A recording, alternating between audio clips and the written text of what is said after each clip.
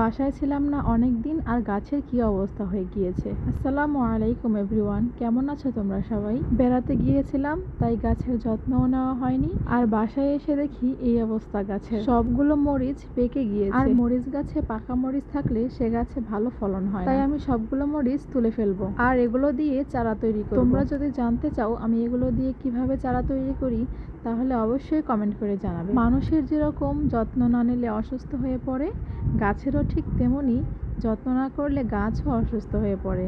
এই দেখো আমার গাছগুলোর অবস্থা একদম নাজেহাল। এই গাছকে আমাকে পুনরায় রিপেয়ার করতে হবে।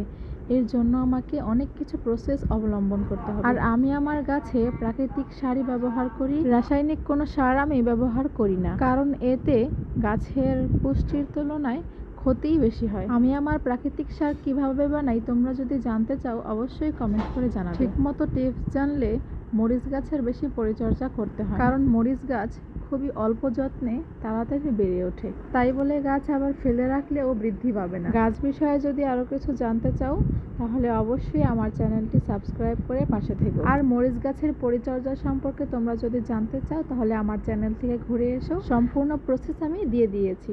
ধন্যবাদ।